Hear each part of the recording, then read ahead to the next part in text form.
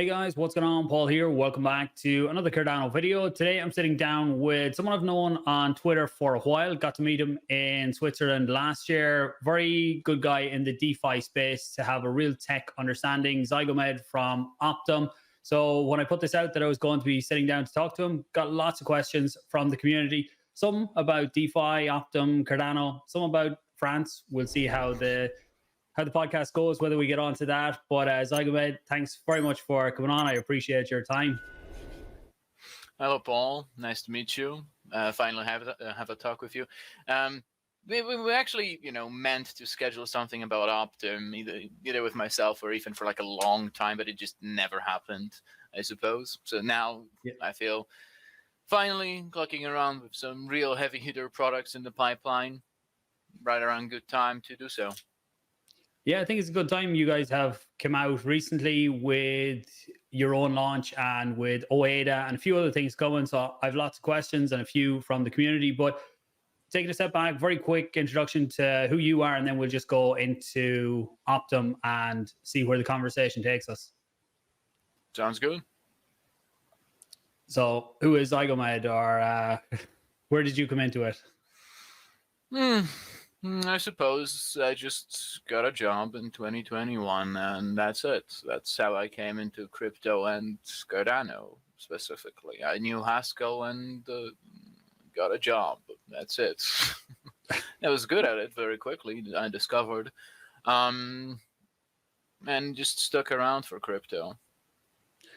And Optim, so...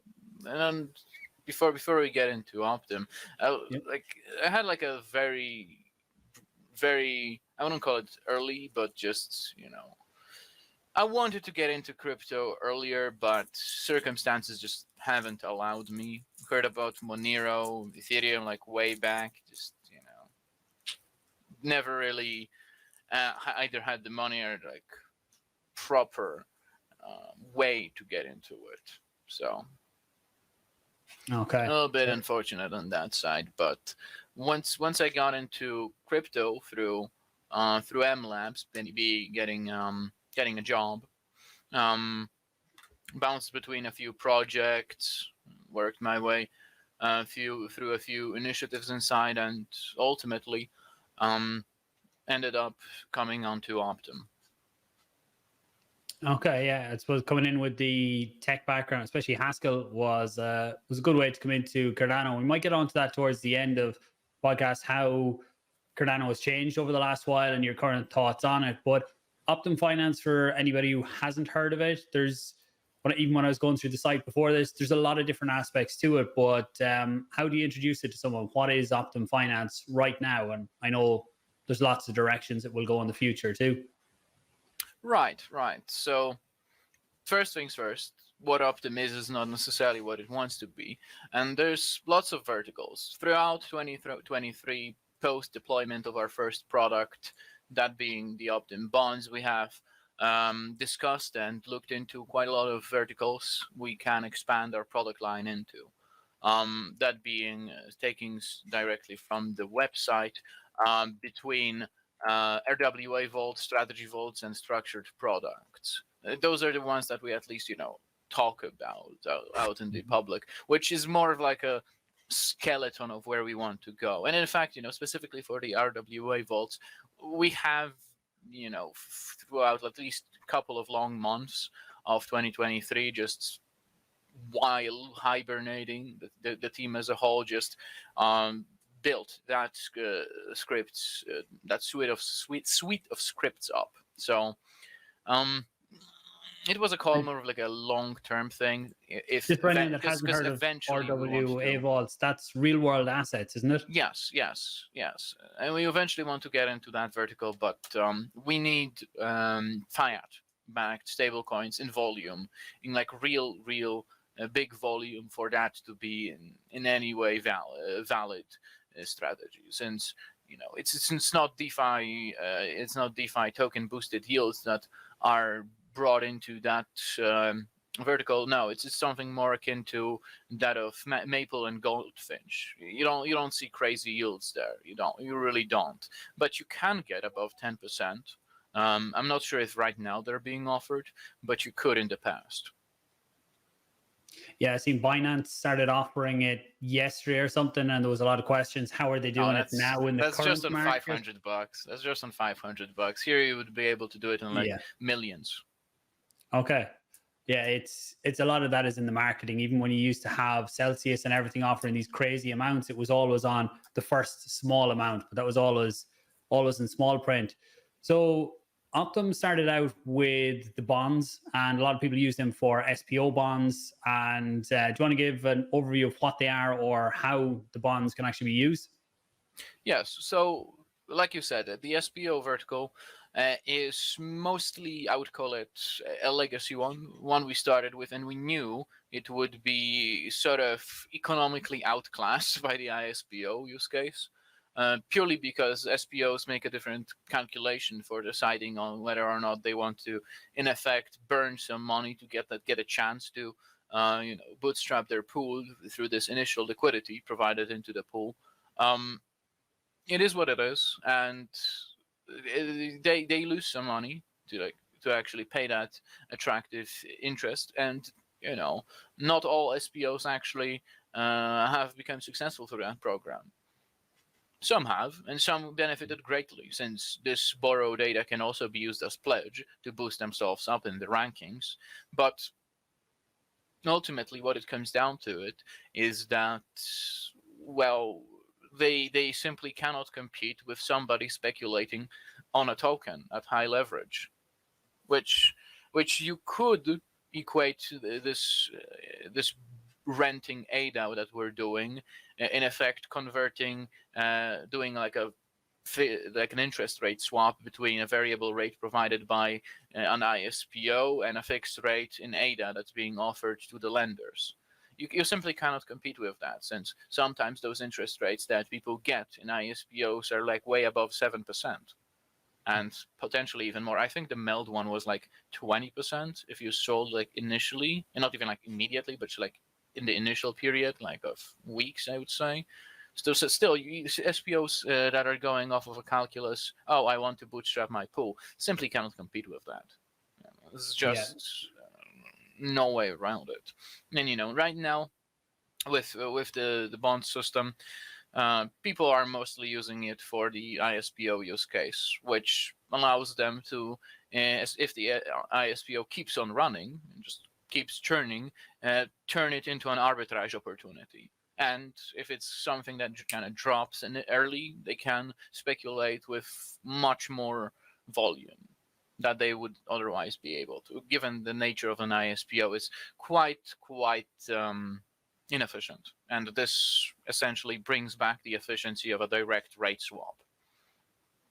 Okay, I suppose the SPO bond was a good initial test for the contracts and for how everything could work, and to see how the community would interact with them. And just right now, I'm wondering why an SPO would do it is because when you start up a pool, if you have less than 1 to 2 million aDA, there's a good chance you won't get a block every epoch. And if you're not getting a block every single epoch, it's very hard to attract delegators because they're not going to be getting rewards all the time. So this is kind of, it's a way for an SPO to, like you have traditional businesses, you invest early into your business. It costs you money initially to start your business.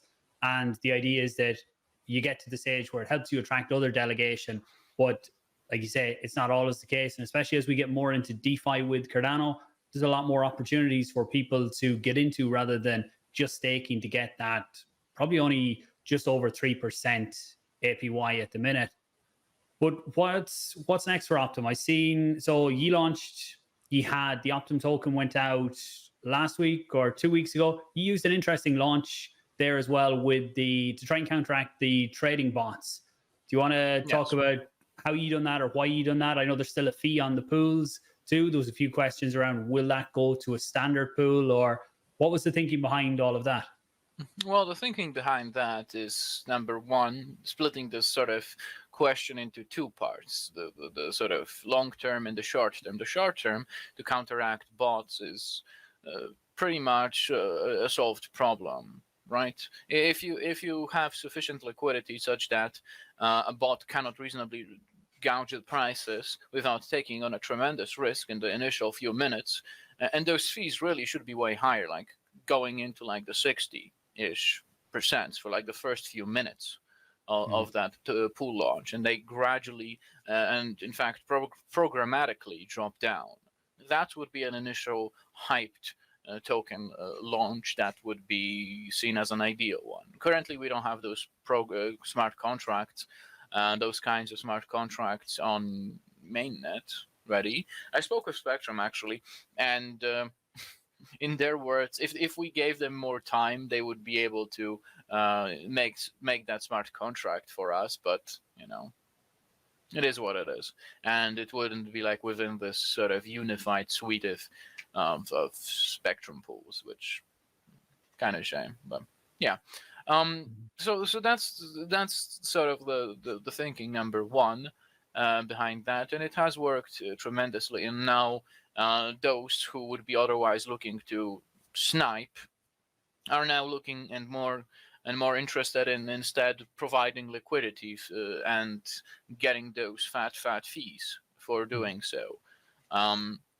which, as I have noticed, has been to some of them quite an attractive offer. Yeah, when you look at the returns for providing liquidity, a lot of times providing liquidity on AMM dexes, the potential rewards don't really outweigh the risk of impermanent loss or anything else there. But when you look at the early Optim pools anyway, there's a lot of fees sitting there for to be split out with everyone providing it. At the minute, I think it's still at 5%. Is the plan to leave that at 5%? Or yes. So this gets back to the second part of the question, and the second part of the question is like the long term and why. Since, like you mentioned, the impermanent loss on like a classic AMM is quite substantial very quickly. Since, of course, you know, thinking in terms of comparisons to like just holding 50-50, and the pool has to rebalance itself as the price moves, and basically the question is, should the volume and the fee on that volume is be sufficient to cover that, at the very least, if not make the liquidity provider more for providing this service to the traders. So this is the sort of calculus that that the liquidity providers make, and if should this fee be insufficient, well, then it's not an attractive offer for them. And DEXs are known and continue to, in effect, subsidize those fees by burning through their own governance or otherwise token to keep them engaged and interested in providing that liquidity, and specifically on their platform, and especially in Cardano, it's been quite a problematic thing, since each DEX has a much deeper vendor lock-in than it would be on other ecosystems, since we can't just interrupt in an interoperable way, just cross-call very easily, despite it being in their smart contract or whatever. On other platforms, we would be very easily able to create aggregators, create DeFi on top of all those walled gardens, which wouldn't even be that walled in other ecosystems. But here on Cardano, thanks to the beautiful invention known as the Batcher, it is what it is. So to finish the thought, given the volatility of the assets, Cardano native tokens, and still, even on the biggest, most well understood in terms of the team, the performance, and everything about those assets, even on those, it's reasonable to argue that those fees should be pretty high, nonetheless, disregarding all the sort of token yield a DEX may provide. It should still be pretty high to compensate for any implied volatility of the asset. Okay. Which the LP takes on as a risk. Yeah, I suppose if all pools have the same fee, then everybody's just still going to trade there, and that's just taken into account on the price of the token, but still gives more to users. So are you sticking with the 5% for the foreseeable future?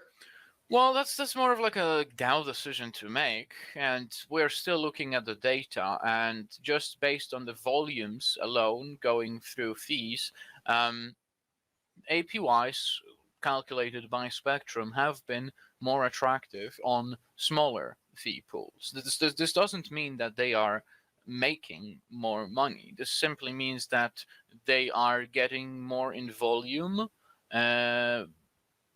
going through that percentage fee, since they provide tighter spreads, and as a result more volume goes through them, and if it kind of keeps itself in a tighter bound, the higher fee pools simply don't get enough volume. And this is part of the calculus, right? And if the token is like really volatile, up, down, up, down, up, down, or just completely up or completely down, each strategy may yield different end outcomes as far as the value of those assets is concerned. Right now, the POL sits, I believe, on something akin to, I think I had the numbers here yesterday, like 230,000 ADA profits and like 30,000 Optim token profits just for sitting in the POL. And before the summit was happening, that was I think 200,000 in ADA and basically even on the token. So it just kind of rebalances itself out, moves either way, volume happens, and it's quite a profitable strategy for the POL to just sit on as long as volume happens, which reasonably we've already discussing alternative strategies for providing liquidity, be it on other dexes or just changing the fee up a little.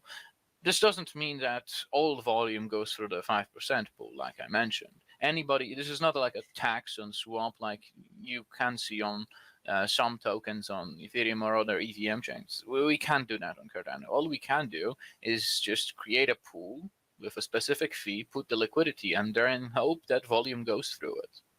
Like if people don't get routed through that pool, then it's just going to sit there imbalanced. So ultimately, we rely on off-chain infrastructure to route people using a service like a quote-unquote DEX aggregator, such as DEX Hunter, just correctly route people for the most profitable trade that they can do through all those pools, to actually facilitate this multi-pool approach we have taken, to allow people to go and make their own pools with their fees, taking on their own risk appetite.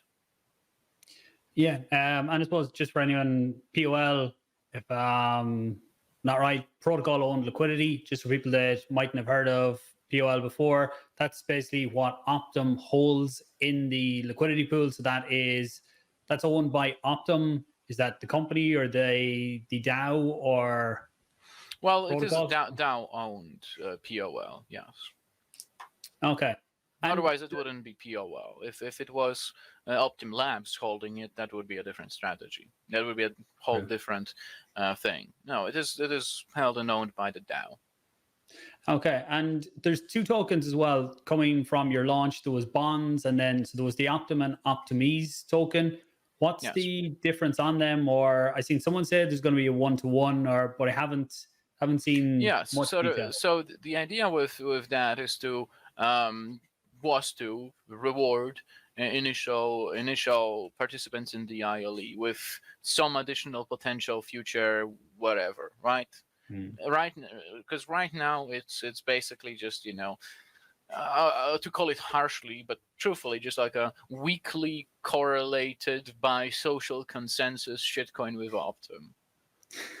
And the idea is that the idea with it is that we want to eventually create a way for that token to be 1-to-1 converted for Optim. Now, obviously, first sort of point there is, if it's like should it be worth exactly? Not exactly, I would say, because there is going to be a conversion process involved in this that is going to those that participate be beneficial to the DAO as a whole, at least the way we'll understand it at a time, and however long that process may take, what kind of steps it will involve, will anybody just be able to participate? That's totally up in the air.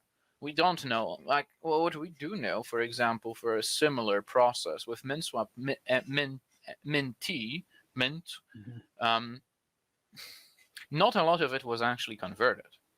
Not a lot of it was actually converted, despite people having a whole year to go through that process. Whatever the DAO elects should be appropriate for both the conversion timelines and steps. Well, we'll see. Okay, and there is another token I see mentioned on Twitter lately. One I'm looking forward to hearing more about is oADA, which is going to bring lots of different yield opportunities from what I've seen. But what is oADA, or what's it going to be? Right, so oADA, that's a fun one. So it does a few things. oADA does quite a lot of things. But to get us started somewhere, oADA creates, as a system, 2 tokens. The oADA, as in the name referring to the system, and sADA. You can think of it as a staked oADA, but it's not meant to be just that. It's meant to be quite a lot more, at least in principle. So we have those 2 tokens. Okay, why 2 tokens? Well, since now the system will get the ability to, in the future, do more things, more interesting ways to create that oADA token. It will get opportunities to match the risk appetite for people between choosing the non-staked one and potentially receiving yields on trading fees for that one, and potentially even farming rewards for providing liquidity on that token, or just passive by staying in the sADA or doing whatever else you want to do with the staked version, potentially using it in DeFi as well. And there's lots of paths as to why we would want the token without staking rewards to exist, and just sheer existence of it will enable interesting DeFi strategies to emerge over time. But yeah, so that's the first principle. And this will, if the staking yields are simply not that interesting, for people to match their appetite between, okay, I don't actually care about, a couple of percentages on my ADA, I would rather just use it proactively. So the idea is to create a token that is pegged to ADA, that is cheaper, and able to be created and used and leveraged in quite a lot of more creative ways that are simply not possible with straight ADA, since it cannot be minted. It simply cannot be minted. All the rewards are coming out of reserves and split between pools and reserves in treasury. Okay, so with oADA, so I have my ADA, I have a bag that I have in DeFi, I have some that's in tokens, I think are going to go wherever, and then I have some that sits staking. So some of the ADA that I have assigned in my portfolio to staking, am I able to exchange that for oADA and get 2 tokens out of that, or what's the process for people to get oADA? Right. So first thing that would have to happen is you would go to the platform, you go to the application, connect everything, agree to everything, and then send that, might include an additional step going through the Optim account, but let's skip the Optim account for a bit. You would sign an intent proxy for transaction and in effect deposit that ADA into the system. This in turn will get you oADA. You may then choose between using that oADA somewhere else, or just sitting on it, or staking it, converting it into the sADA at an ever decreasing, potentially, or not, depending on the reserves, rate. Meaning, the system, then I'm saying potentially decreasing, since the intention is for sADA to increase in value based on the inflow of ADA it gets from running strategies in the background and using that ADA for staking purposes. But we cannot discount that if an aggressive strategy, which we have said in the article, would be best suited for a different synthetic, not sOADA, but just like, the oADA, just like, more pushing the risk profile in that direction. sOADA is meant to be like as conservative as possible with it, and at launch it will only have one strategy, which I'm not sure if I actually want to reveal what that strategy will be too soon, because it's quite interesting. But it will have that strategy running, which will at worst generate staking yield for the platform, which is boosted by a percentage of the system deposits not being in the sOADA and rather being in the oADA and providing liquidity on that pair at the very least, or being used for other purposes in DeFi. Okay, so there's potential for me to not convert to the sADA and take that and just use it in some other DeFi protocols. Could be others built on top of it that offer a yield somewhere else. But for the yields that you're returning for the oADA, are you staking the ADA or are you using that? I know you said you can't reveal strategies, but on a high level, will you be staking that ADA or using that in a yield aggregator? Or there are no yield aggregators. It's more so that it will be used, let's just say at a high level, something equivalent to staking. Okay, so you're telling me that's the first sort of market operation that the system will be executing. But in the future, we have more ambitious operations for the system to increase its efficiency and increase the opportunities that it will provide and make available to the system's participants. One most interesting one that we are interested in building up is a lending market operation, with which we will enable creation of those assets, the oADA, at an interest rate instead of from ADA from other native assets on Cardano, meaning working like a CDP. Okay, so you might utilize the ADA in that oADA to get involved in lending and borrowing and earn yields that way, no, is it? Since the system can, in effect, have control over how and when the oADA is created, what it can do is simply make available some oADA to be borrowed from the system without having an ADA backing. And then the collateralization becomes that native assets at the time of creation of a loan position. Okay, so initially it will be one-to-one backed with ADA. Is it that I put ADA in, I get oADA back out, then I make the decision on the tokens, but you look at CDPs then later on? Yes, we're looking at it. And then the system would, like on a global level, become over collateralized, but we have more ambitious things we want to do with it. So in an ever pursuit of increasing efficiency, we want to remain as safe as possible for the system. So despite having some very interesting opportunities for the system, we want it to be as safe as possible.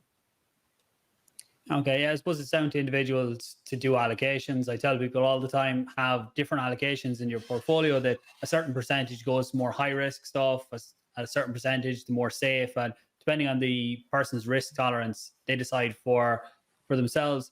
You said there about no yield aggregators. Will Optim be looking at yield aggregators at some point, one of their own, or looking at others? Or I know Cardano at the minute doesn't have any. Yeah. So currently the way DeFi works is on Cardano, it's not very interoperable. We can't exactly do yield aggregation in a non-custodial way, which is what we would want.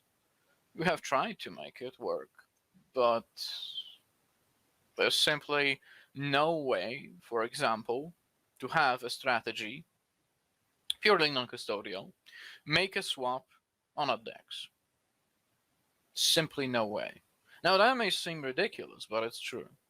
If you could have it create an order, you could have it in the next step of the strategy, which goes cross transactional. By the way, you cannot see the output of the transaction, or if that transaction will ever actually be completed. It's just the order could just sit there forever, and now you have to include the logic for cancellation and recreation of that order. It's super complicated, and then you would, if it actually goes through, you would have to grab it. But how would you know if it's your order? Well, anybody could create an order that is sort of an output of looks like an output of that swap and try mash it into your strategy. And unless there's custodial element to it, you can't deal with that. Okay, all right. But couldn't you have some way for the DEX to essentially authenticate that it was made by you?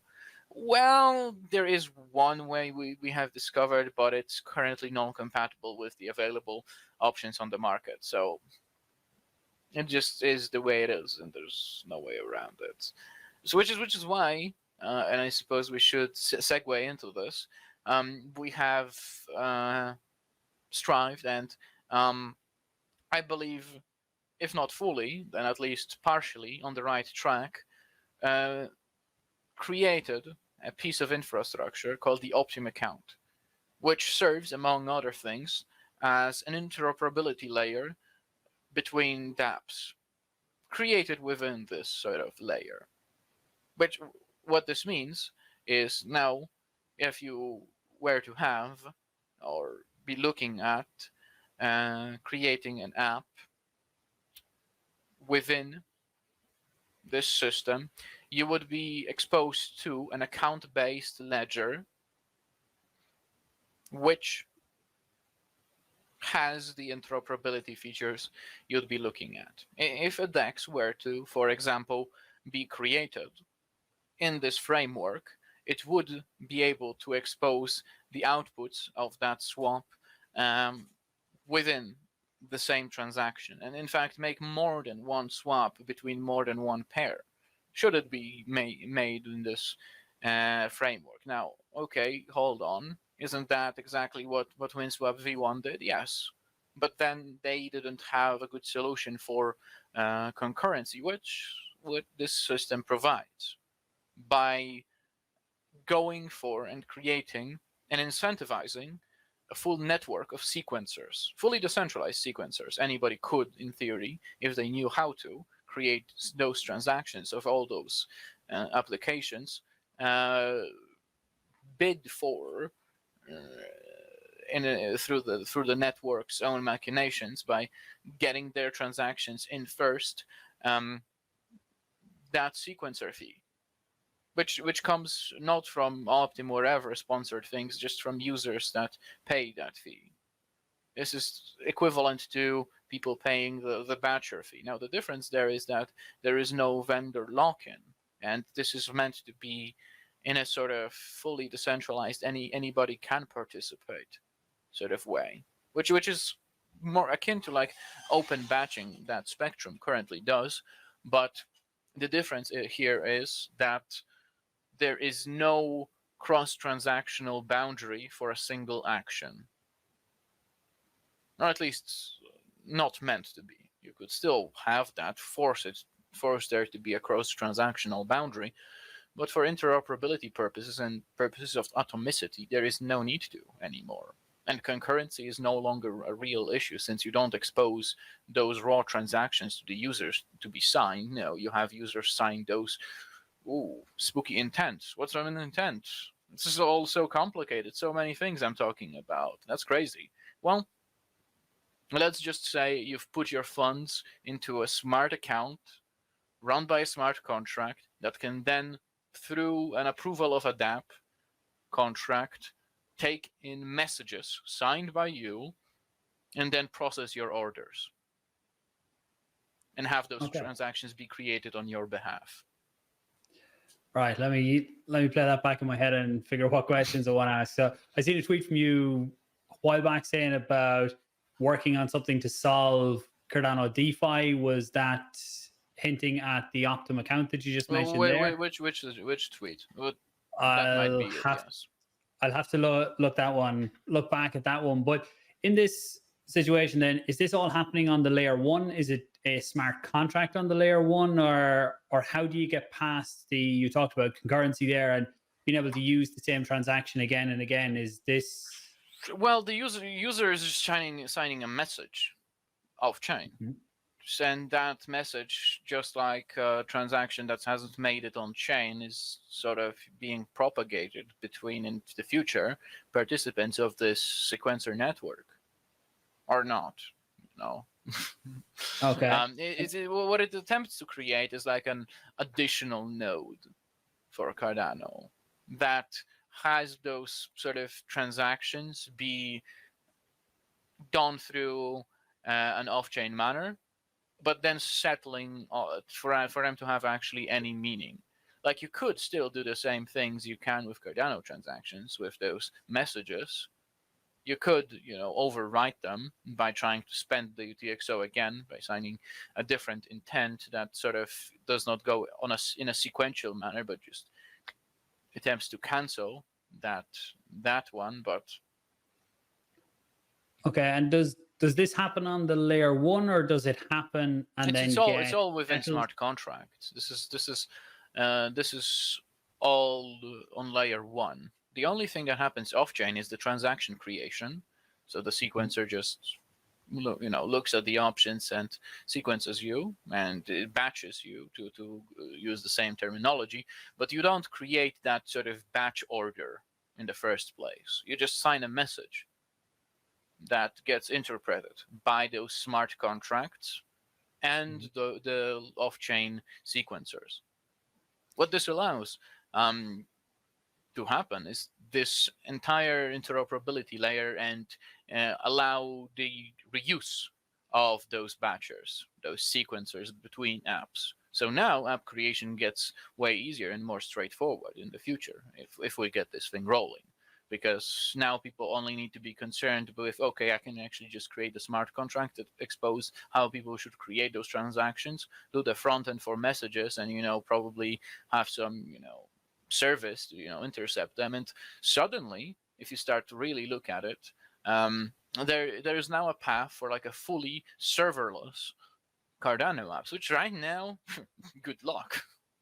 Good luck trying to create a fully serverless application, which is quite trivial for other ecosystems. Now, serverless, with the edge deployments, etc., it's kind of a little misguided, since there's always some server who at least serves you the website. But in principle, you could create now with this a fully static website for an app that is performant and does not run into concurrency with people trying to grab the same UTXO. Okay, so in this, I'm trying to wrap my head around it, so we might have to do a follow-up one when I can understand a bit more of it. But you don't have to settle every individual transaction on the chain then. They happen within the smart contract or within this system you're building, is it? No, you still have to actually go through those transactions on layer one. Those messages are entirely meaningless until they actually get settled. Now, we don't want to rely on those, future transactions here. That's not the point. The infrastructure and the user can sort of create the next transaction in line that sort of depends in some form of and capacity on the result of the previous one.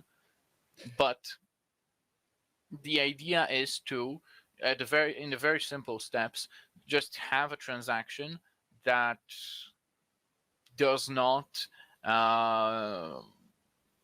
work on. Sorry, I'm not sure how to phrase it. So you have a message, you sign it, the sequencers intercept that and create the actual Cardano transaction. In between you signing the message and it actually going on chain, that message has some meaning, but is basically kind of worthless until it actually settles with actual outputs. Since, for example, this could be like, oh, I want to swap X for Y, right? Type of message. or I want to deposit xADA for oADA. Okay, those are two types of messages you could have. And in fact, what you could have in the future, if there's a DEX within the Optim account system, okay, first you like do two messages, like one after another. Oh, I want first deposit ADA for oADA, and then another message. Oh, I want to swap oADA for Optim or whatever, right? You could do those two messages one after another. Yeah, and I suppose that's what I'm wondering is when them messages go in. So the likes of routing on other ecosystems where I want to swap one coin for another one, but there's no pools, and it swaps one. So in ADA, I swap Optim to ADA and then ADA to Optimz. Can all of that be done in one block with this messaging system, or do I have to wait until the first one settles on the layer one and then? You would be able to technically do that, right? I mean, not with even with an output. If you got like really lucky and were the sequencer and had everything sort of lined up and could create that entire block yourself, technically right now, due to some sheer miracle or skill, you would be able to do that. If you also, well, for MinSwap, you would also ask them to batch it, if you were to sort of batch it on Spectrum, so that since that's an open system, you could do that. If you were to like try modify the node code to actually be able to create that entire block yourself, and were an SPO to actually know the schedule ahead of time and create it all very neatly so that it all fits like one after another, then technically it would be possible. But now, as a regular user that just wants to make first swap and then second swap afterwards, you would just need like sign two messages. Okay, I want to first swap this for that and then that for that. And obviously the DEX needs to be well aware of the reality that may be possible, and be prepared to deal with that, this hypothetical DEX. But it is possible, very much so. And then you wouldn't need to deal with all the sort of deterministic reality of Cardano, which as an end user is quite desirable. But obviously, you wouldn't necessarily want to do those two swaps one after another, since you don't exactly know the output of the first one, since again it's a swap. You could be getting like anything. So unless you have some limit in that, the slippage limit, right? And even if you do have that slippage limit, you will only be node in the second transaction, and be able to rely on the minimum output of that slippage thing, right? And if it doesn't go through, then it doesn't go through. And now that execution path is no longer really valid until it is once again valid. Yeah, you would be relying on the estimated output of the first one as your input into the next one, and but hypothetically, those things become possible with since the Optim account uses a system called enons, right? Since each transaction basically having like a unique identifier, sort of either for the next one, or in our case, actually just being like a sequential number of the transaction being stored. So what then happens is, okay, I first have my first transaction and then the second transaction in the system, right? And if I sign a message saying, okay, this is so the intent, the message sent to the system actually includes that sort of nonce, which it targets, which means that if you were to sign a message that has conflicting intent, conflicting nonce, only one of them can happen. Okay, so if someone builds a DEX on the Optim account, then these types of things are possible without a batcher. For the likes of, we've MinSwap and lots of DEXs on Cardano right now, can they interact with this account, or would they have to change how they work? You mentioned Spectrum as well, and there's lots of different ones out there. But could they take advantage of? Obviously, yes. All dApps would have to be rebuilt. But I feel like such a step is necessary if Cardano is to become anything of value, anything of composability, anything of DeFi, the likes of which we've seen and continue to see in just about any other ecosystem. If Cardano DeFi is to become anything of value, this is a necessary step. Not necessarily even for like the Optim account, just with anything. anything that Mhm. allows the degree of interoperability which would be necessary to have proper DeFi. And this is just like one step in like the huge maze of problems and considerations. Like the ledger is still slow, finality is still Mhm. kind of so efficiency cannot be matched with faster systems. But hey, at least now we can build things, and that's a major difference, like a 0 to 1. Because if this thing takes off and we build infrastructure that allows people to create apps in a much more straightforward way, like in the limit, so to say, for the long term roadmap of this thing, we could just create like an alternative compiler that just spits out the exact sort of limited smart contracts. And they're not exactly limited, but they're limited to only creating smart contracts on Cardano that conform to this framework, which would be working within the sort of view of an account-based ledger rather than an UTXO one, which allows very much quicker onboarding and without worry about any of the sort of things that are a concern dealing with UTXO ledger. So you could kind of get the best of both, that when you're interacting with that system, you have the account side, but outside of that, you still have your UTXO system when you're not interacting with the infrastructure you build or the contracts you build, is it? Well, it's just like I'm not sure. What was the question? Yeah. So you said there that you gain the advantages of account based when you're using that, but Yes. so that would only be within the Optim account. That it's whatever, say, I send funds into that. So once they go in there, they're treated Yes. as an account model. But then I still have, for dApps that want to build with UTXOs, they can be built outside of it, and you kind of get Yes. the best And of both then. yes, and especially early on, people are free to basically, hack around and make some check for things that are present at the UTXO level rather than the account level of the framework. And we can't stop that. But what I will mention is that the rollout of the Optim account will be 2 phases. First phase of the rollout, which at the time of the recording I'll probably be describing like a day or two, like a more official post.